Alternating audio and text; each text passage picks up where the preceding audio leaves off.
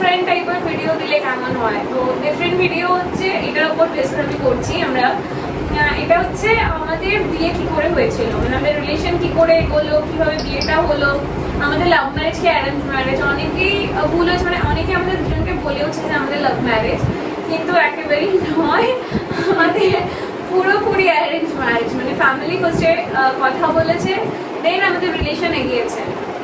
তো হ্যাঁ, বিয়ের আগে রিলেশন হয়েছিল একটা, বাট সেটা ফার্স্টে ফ্যামিলি ইনভলভ ছিল, দেন আমাদের যা হওয়ার হয়েছে। তো আমি এরকম বলবো যে আমাদের ফার্স্ট যে ইন্টারাকশন হয়েছে সেটা হচ্ছে একটা মিডিয়ামের থ্রুতে, সেটা হচ্ছে ভারত ম্যাট্রিমনি থ্রু। তো আমি তো নিজের প্রোফাইল বানিয়েছিলাম ভারত ম্যাট্রিমনিতে, আর ও বানিয়েছিল নিজের প্রোফাইল ভারত ম্যাট্রিমনিতে। তো আমাকে অনেকগুলো প্রোফাইল ও তার আগে দেখেছিল, তারপরে ও আমার প্রোফাইলটা দেখলো, ভালো লাগলো, ইন্টারেস্ট পাঠালো।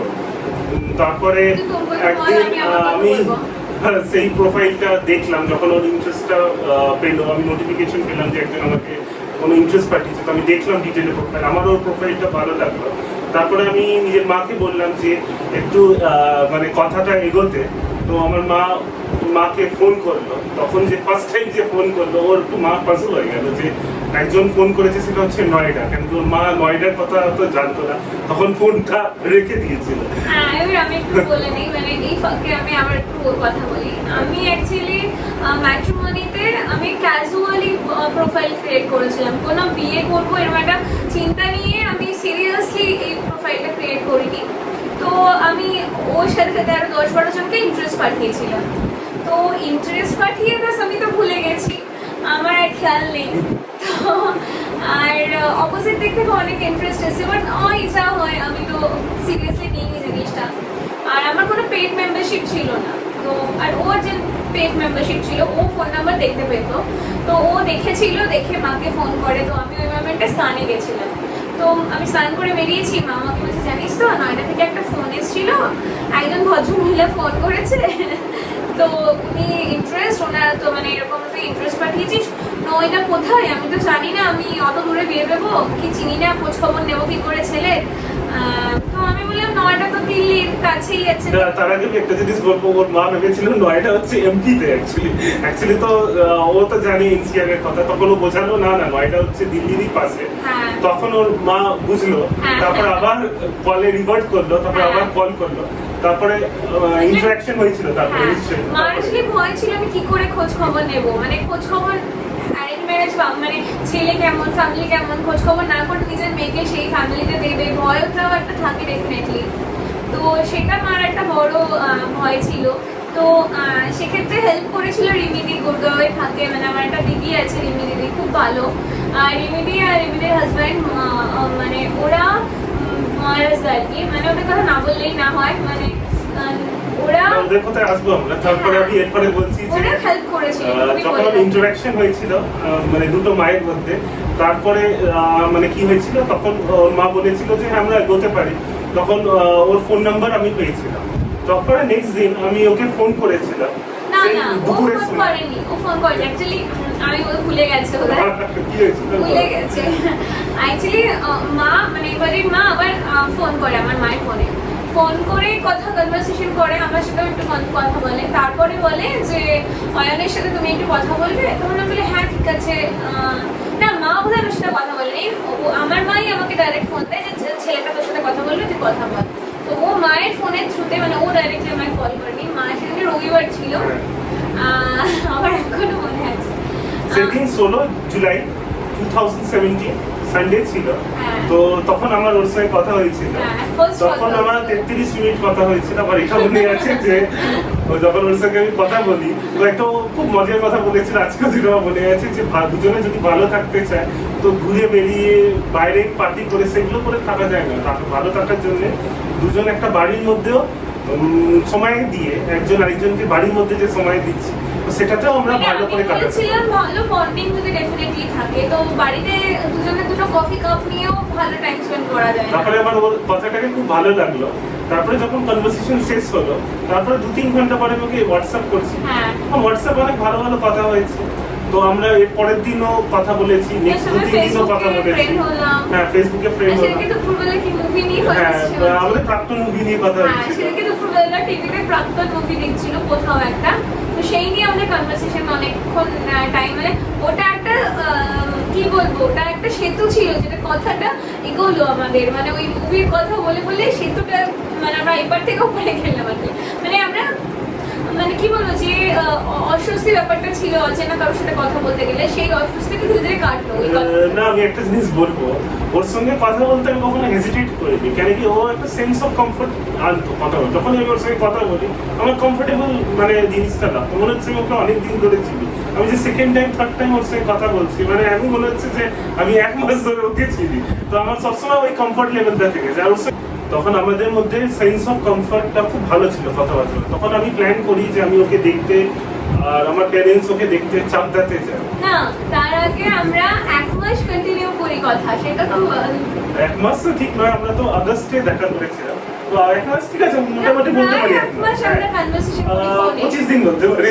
আচ্ছা তো ওটা মানে আমরা 8 ঘন্টা 9 ঘন্টা মানে শনি রবিবার হলে 9 ঘন্টা, আদারওয়াইজ 4-5 ঘন্টা মানে রাত 12টা 1টা পর্যন্ত আমরা কথা বলতাম। মানে এত, আর আমার না কি হয়েছিল ওর সাথে কথা বলতে বলতে আমি ওয়েট করে থাকতাম যে কখনো ফোন, তখন তো ওর ডাকনাম ধরে ডাকতাম না, তখন অয়নি বলতাম, ভাবতাম কখনো ফোন করবে, কেন ফোন করছে না, কেন দেরি করছে, তো আমি ওয়েট করে থাকতাম সবসময়। হ্যাঁ সেই জিনিসটা ছিল। তারপরে যখন আমাদের অনেক কমফোর্টেবল মনে হচ্ছিল কথা বলে, তখন আমরা এগোনোর জন্য ওর কাছে গেছিলাম চাকদাতে। তো আমি তো ওর কাছে খুব লেটে আসি, তো ও ইমপ্রেশন ছিল যে আমরা কখন আসবো। সেই দিন কি হয়েছিল, অ্যাকচুয়ালি আমি তুরন্ত করে আসছি কলকাতা থেকে, দিল্লি থেকে কলকাতা। তো আমাদের ট্রেন লেট করেছে, তো আমরা 3:30টার সময় শিয়ালদাতে পৌঁছেছি। তো শিয়ালদা থেকে এই চাকদা ডিস্টেন্স ছিল 65 কিলোমিটার।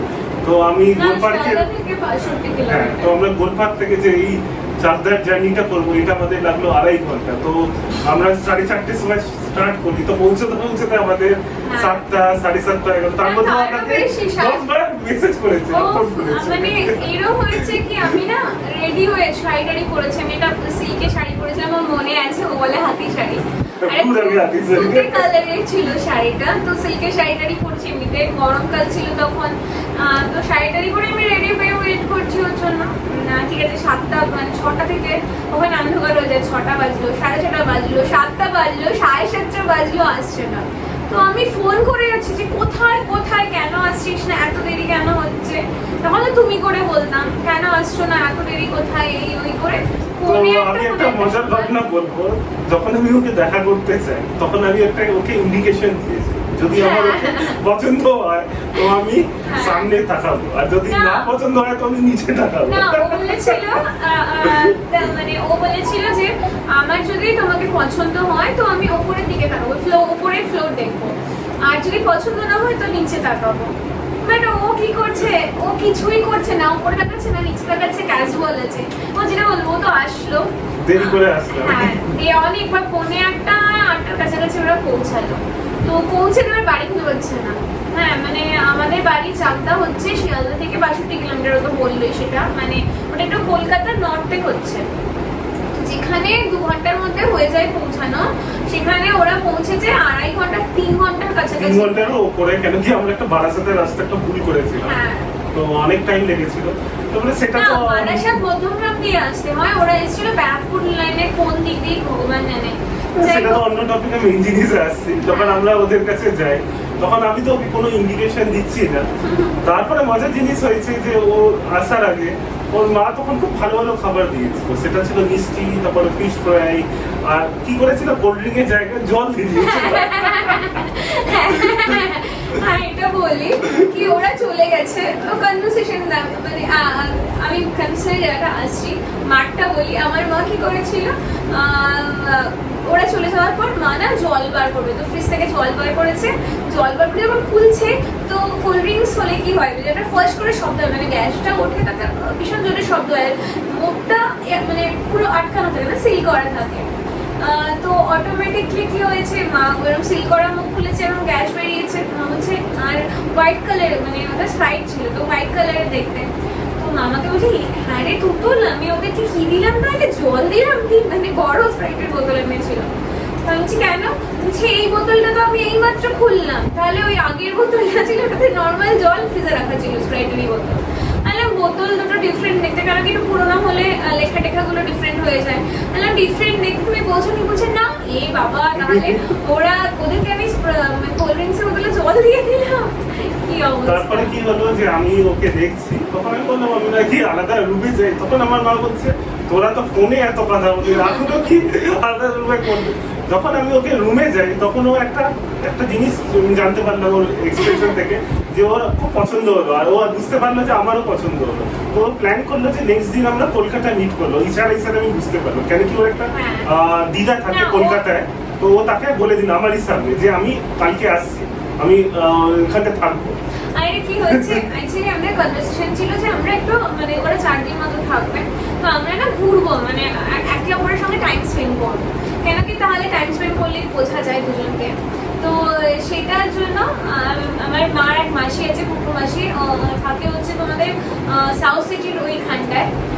তো কুকুমাসিকে মা বলে রেখেছিল যে কুকুমাসি ফোন করে বলছে হ্যাঁ রে তোরা কি আসবি, আর ফোনটা তখন নিয়েছি যখন ও আর আমি ঘরে একা। তখন আমি বলছি হ্যাঁ আমি তো আসবো তোমার সাথে, তোমাদের বাড়িতে থাকবো।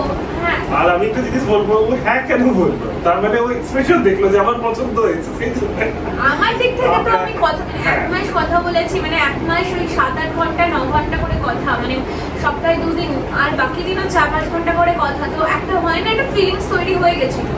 তো আমি পেছনের দিকে তাকাইনি। এখন ওর দিক থেকে মানে আমি কোনো তুই কনফিডেন্ট বুঝতে পারি, ছিলিস। আমার মনে হয়েছিল যে হ্যাঁ গো। কেন কি যদি হ্যাঁ না হতো আমার সাথে আলাদা করে দেখা করতে চাইতো না। আরেকটা জিনিস বলি, বাবা নিচে জেঠুর সঙ্গে, আমার জেঠু আছে, জেঠুর সঙ্গে কথা বলছিলাম আমাদের নিচে।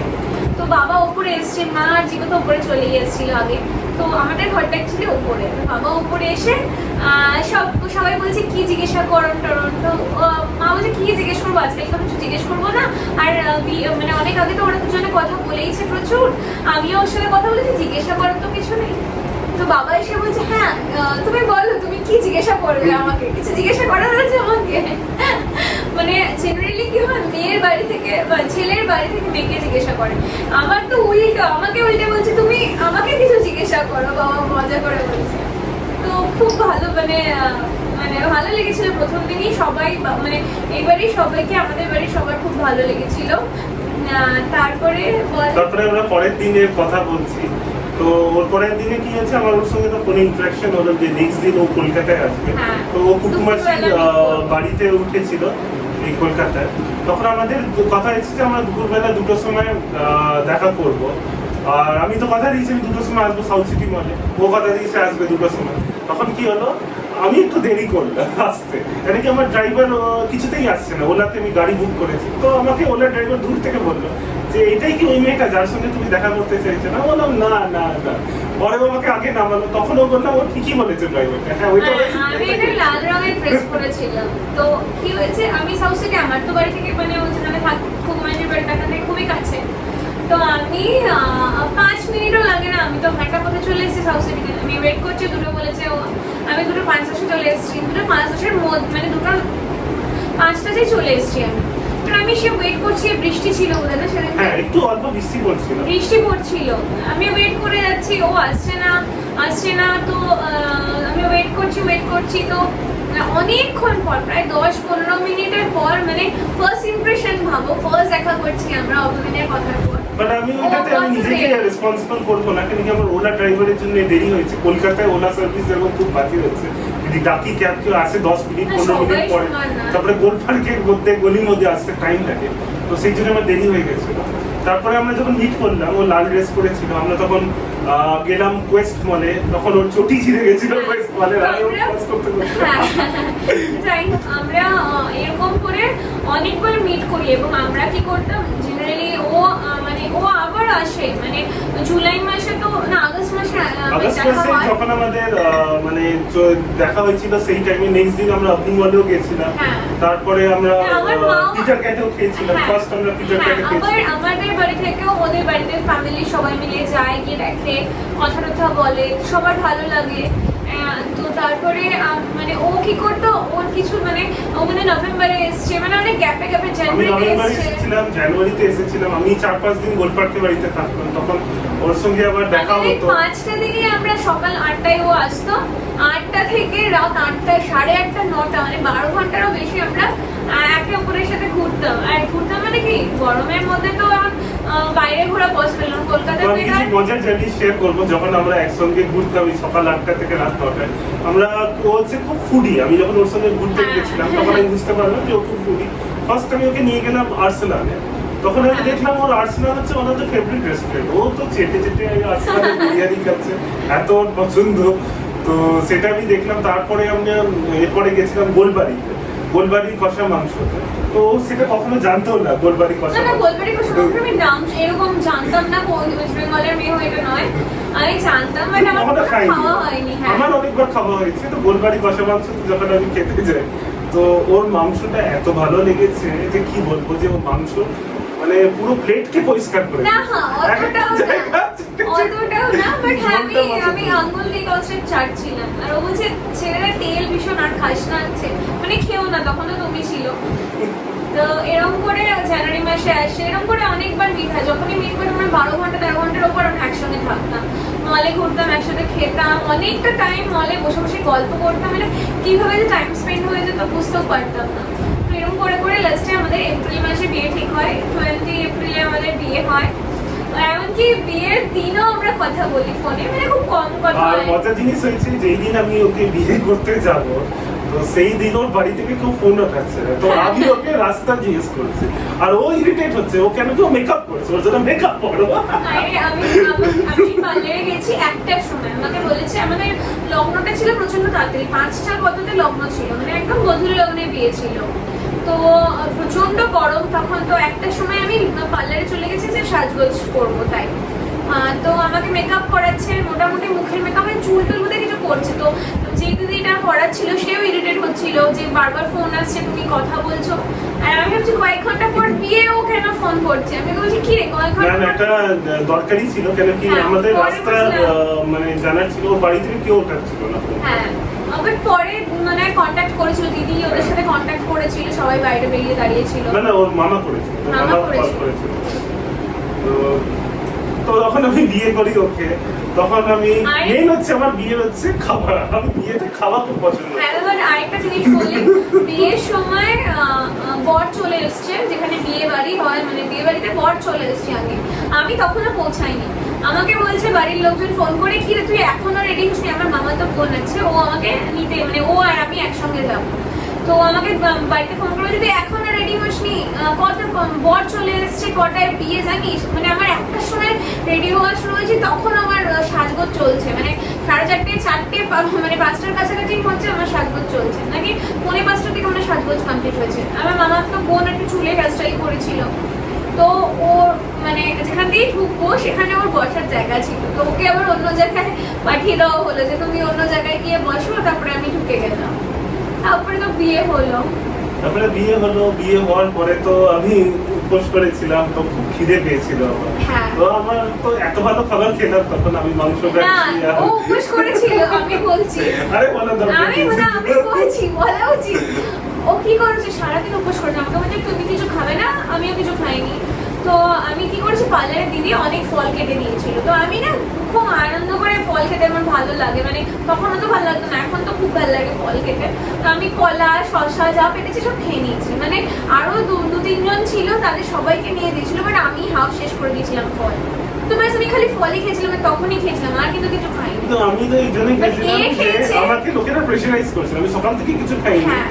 সবাই খুব প্রেশারাইজ কি করছে, মাটন খেয়েছে, মাটন ওই কি বলে, একটু ভালো লাগে, তখন আমার খেয়ে একটু আরাম তো হলো। আমি জানি মাটন প্যাটিস খেয়েছিলাম। বরযাত্রীদের জন্য কিছু যে স্ন্যাক্স আইটেম করা হয়, তো মাটন প্যাটিস ছিল, ও সেখান থেকে মাটন প্যাটিস খেয়ে নেয়। মাটন খেয়ে বিয়ে করতে বসছে, সারাদিন না খেয়ে। যাই হোক, খুব গরম ছিল সেদিনকে, গরমের মধ্যে ঘেমে ঘেমে বিয়ে হয় আমাদের। তারপরে আমরা বাড়ি আসি, বাড়ি এসে তারপরে তো যাই আমরা 2 দিনের মধ্যে, তারপরে তো আমরা ওই বাড়িতে যাই, ওই বাড়িতে সমস্ত কিছু অনুষ্ঠান হয়। নেক্সট যে দিন পরের দিন রিচুয়ালসে আমরা তো গোলপার্কে বাড়িতে ঢুকি, তখন ভাত কাপড় হয়েছিল। ভাত কাপড়ে তো অনেক ফানি ভিডিও ছিল। হ্যাঁ, তো যাই হোক সেগুলো ফানি ভিডিও একটা ছাড়া হয়েছিল। ওর পরের দিন আমাদের কি বলে, কাল রাত্রি নামকে বসে আমরা দুজনকে দেখেছি, ওসব কাল রাত্রি পর্যন্ত হয়নি। একটা ঘরে জাস্ট রাজ্যে স্টে করে নিয়ে পর্যন্ত। তারপরে যা হওয়ার তারপরে ইয়ে হচ্ছে অষ্টমঙ্গলে ঠিক ছিল আমাদের বাড়ি থেকে আমরা হানিমুনে চলে যাব।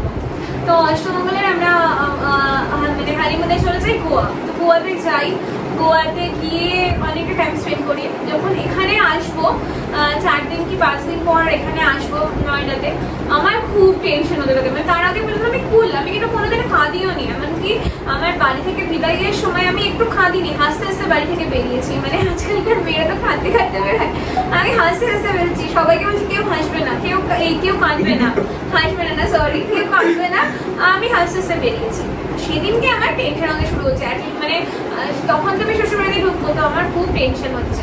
আমি শাড়ি পরে ওখান থেকে বেরিয়েছি, আমার এত টেনশন হচ্ছে। আমি ওকে বলেছি কি জানি কি হবে।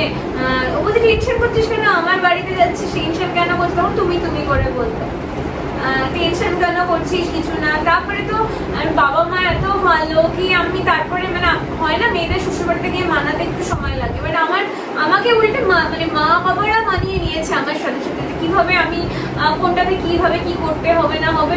মানে ওরা চিকো বাবা মা ওরা সবাই মানিয়ে নিয়েছে এই সিচুয়েশন, মানে আমাকে খুব ইজি করে দিয়েছে সিচুয়েশনটাকে, মানে আমি মানাতে পেরেছি খুব ইজিলি। তো তারপর তো এখানে মলে ঘোরা, এই করা, মাদের সাথে কথা বলা, খুব ভালো একটা টাইম এখন কাটি। এখন আমাদের 3 বছর হয়ে গেছে। এখন লকডাউন থেকে আমরা অনেক একজন আরেকজনকে টাইম দিচ্ছি। তো থ্যাঙ্কস এই লকডাউনের জন্য যে এতটা ভালো টাইম আমরা স্পেন্ড করতে পারছি। হ্যাঁ, এটাও একটা হয়েছে কি লকডাউনে প্রচুর ঝগড়াও আমাদের হয়, যেটা বলার মতো নয়। আর বিয়ের খুব কম দিনের মধ্যেই আমরা তুমি বন্ধ করে দিই ঝগড়া শুরু করার জন্য।